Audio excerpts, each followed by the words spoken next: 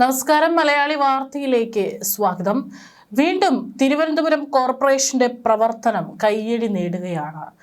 Mayor V രാജേഷിന്റെ നേതൃത്വത്തിൽ അനധികൃതമായിട്ടുള്ള എല്ലാം അതിനെതിരെ കടുത്ത നടപടി തന്നെയാണ് കോർപ്പറേഷൻ എടുത്തുകൊണ്ടിരിക്കുന്നത്.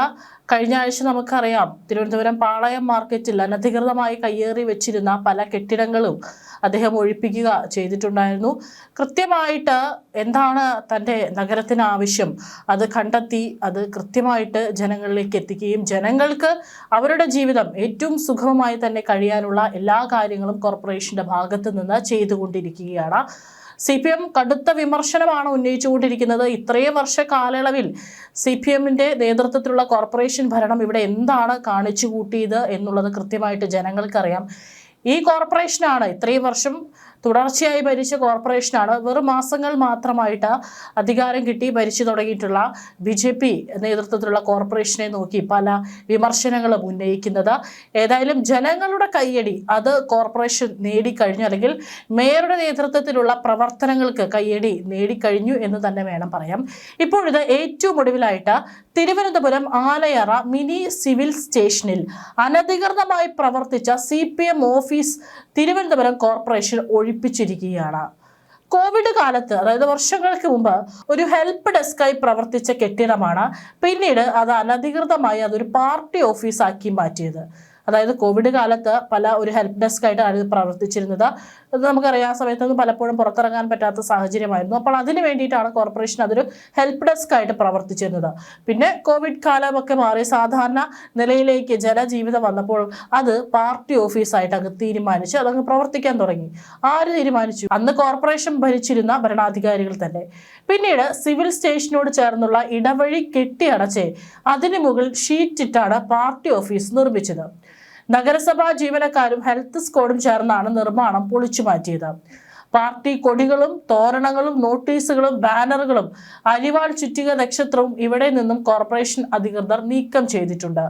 മേൽക്കൂരയിലെ ഷീറ്റ് അടക്കം പൊളിച്ച് നീക്കി ഇടവഴി പഴയ പടിയാക്കും.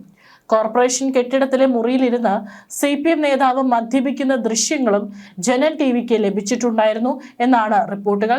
കോർപ്പറേഷൻ ഉടമസ്ഥതയിലുള്ള സ്ഥലമാണിതെന്ന് കടകംപള്ളി വാർഡ് കൗൺസിലർ ജയ രാജീവ് പറഞ്ഞു.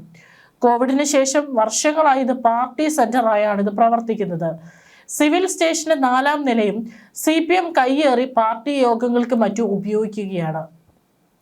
ഇവിടെ നിന്നും അനധികൃത കെട്ടിടത്തിലേക്ക് വൈദ്യുതിയും എത്തിച്ചിരുന്നു എന്നാണ് അറിയാൻ സാധിച്ചത്.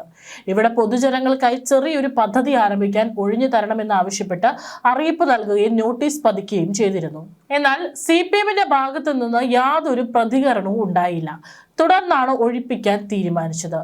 അടിമുടി അഴിമതിയാണ് ഇവിടെ നടന്നതെന്നും കൗൺസിലർ ചൂണ്ടിക്കാട്ടി. കാരണം 9ഓളം കടമുറികളുണ്ട്. ഇതെല്ലാം 1000 രൂപയ്ക്കും നഗരസഭയിൽ നിന്ന് വാടകയ്ക്ക് എടുത്ത് 10,000 വാങ്ങി മറിച്ചു നൽകുകയാണ് ചെയ്തു വന്നിരുന്നത്. കടമുറികൾ വീണ്ടും ലേലം ചെയ്യുമെന്ന അറിയിപ്പും മേയർ കച്ചവടക്കാർക്ക് കൊടുത്തിട്ടുണ്ടെന്നും കൗൺസിലർ ജയ രാജീവ് പറഞ്ഞിട്ടുണ്ട്. ഏതായാലും കൃത്യമായിട്ട് ഒരു അനധികൃതമായിട്ട് അവിടെ അതൊരു പാർട്ടി ഓഫീസാക്കി വർഷങ്ങളോളം അവിടെ അത് കയ്യേറിക്കൊണ്ടിരിക്കുകയായിരുന്നു. അതിനെതിരെയാണ് ഇപ്പോൾ കോർപ്പറേഷൻ മേയർ കൃത്യമായിട്ട് നടപടി എടുത്തിരിക്കുന്നത്. അവിടെ നിന്ന് പാർട്ടിയുടെ സാധനങ്ങളെല്ലാം തന്നെ മാറ്റിയിട്ടുണ്ട്. ഇനിയിപ്പോൾ ഇതിനെതിരെ പല തരത്തിലുള്ള വിമർശനങ്ങൾ വരാനുള്ള, അല്ലെങ്കിൽ മേയർക്കെതിരെ ചീത്തവിളിയൊക്കെ വരാനുള്ള സാധ്യതയുണ്ട്. പക്ഷേ അദ്ദേഹത്തിന്റെ ഉത്തരവാദിത്തമാണ് ചെയ്തത്. അത് കോർപ്പറേഷൻ കെട്ടിടമാണ്. അത് കോവിഡ് കാലത്ത് ഒരു ഹെൽപ്പ് ഡെസ്ക് ആയിട്ട് നിർമ്മിച്ചതാണ്. പിന്നീട് അതെങ്ങനെ പാർട്ടി ഓഫീസായിട്ട് പ്രവർത്തിക്കുന്നു? മാത്രമല്ല, ഈ പറഞ്ഞതുപോലെ അവിടെ ഇരുന്നിട്ട് മദ്യപിക്കുന്ന ദൃശ്യങ്ങളൊക്കെ ഒരു മാധ്യമത്തിന് കിട്ടിയിട്ടുണ്ട് എന്നാണ് റിപ്പോർട്ടുകൾ. അതുകൊണ്ട് കൃത്യമായിട്ടുള്ള നടപടികളാണ് ഇപ്പോൾ മേയറുടെ നേതൃത്വത്തിലുള്ള കോർപ്പറേഷൻ എടുത്തിരിക്കുന്നത്. അതായത് കോർപ്പറേഷന്റെ പേരിലുള്ള അനധികൃത കെട്ടിടത്തിൽ ഇനി അത്തരത്തിലുള്ള ഒരു അഴിമതിയും ഒരു അനധികൃത കുടിയേറ്റവും ഒരു അനധികൃതമായിട്ടുള്ള ഇത്തരത്തിലുള്ള പ്രവർത്തികളും നടക്കില്ല എന്നുള്ള കൃത്യമായിട്ടുള്ള സന്ദേശം കൂടിയാണ് മേയർ വി രാജേഷ് നൽകുന്നത്. ഏതായാലും അദ്ദേഹത്തിന്റെ പല പ്രവർത്തികളും കയ്യടി നേടുകയാണ്. കഴിഞ്ഞ ആഴ്ച പറഞ്ഞതുപോലെ പാളയം മാർക്കറ്റിലടക്കം അനധികൃതമായി പ്രവർത്തിക്കുന്ന ഗുണ്ടാ പിരിവടക്കം നടത്തിക്കൊണ്ട് വന്നിരുന്ന പല ഇത്തരത്തിലുള്ള കയ്യേറ്റക്കാർക്കെതിരെയും അദ്ദേഹം കൃത്യമായിട്ടുള്ള നടപടിയാണ് എടുത്തിരിക്കുന്നത്. അത് തുടരുമെന്ന് തന്നെയാണ് അദ്ദേഹം അറിയിച്ചിരിക്കുന്നത്. അതേസമയം തന്നെ തിരുവനന്തപുരം നഗരത്തിലെ തെരുവനായ പ്രശ്നത്തിനും ശാശ്വത പരിഹാരം കാണുന്നതിനായി സുപ്രീം കോടതി വിധിയുടെ പശ്ചാത്തലത്തിൽ ഷെൽട്ടർ സംവിധാനം കാര്യക്ഷമമാക്കാൻ തിരുവനന്തപുരം കോർപ്പറേഷൻ നടപടികൾ ആരംഭിച്ചിട്ടുണ്ട്. വന്ധീകരണത്തിന് ശേഷം തെരുവ് നായ്ക്കളെ വീണ്ടും തെരുവിലേക്ക് തുറന്നു വിടരുതെന്നാണ് കോടതി നിർദ്ദേശിച്ചിരിക്കുന്നത്. കൂടാതെ അപകടകാരികളായ തെരുവ് നായ്ക്കളെ കൊല്ലാൻ വിധിയിൽ അനുമതിയുണ്ടെങ്കിലും നഗരസഭയിലെ പുതിയ ഭരണസമിതി നായ്ക്കൾക്കായി മികച്ച ഷെൽട്ടർ സംവിധാനങ്ങൾ ഒരുക്കുന്നതിനാണ് മുൻഗണന നൽകുന്നത്. ആദ്യഘട്ടത്തിൽ നഗരത്തിൽ 60ഓളം നായ്ക്കളെ ഷെൽട്ടറിലേക്ക് മാറ്റിയിരുന്നു.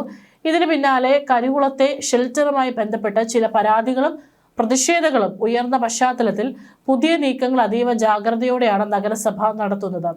ഇപ്പോൾ 1000ഓളം തെരുവ് നായ്ക്കളെ ഒരുമിച്ച് പാർപ്പിക്കാൻ കഴിയുന്ന വലിയൊരു ഷെൽട്ടർ ഹോം നിർമ്മിക്കാനുള്ള ശ്രമത്തിലാണ് കോർപ്പറേഷൻ.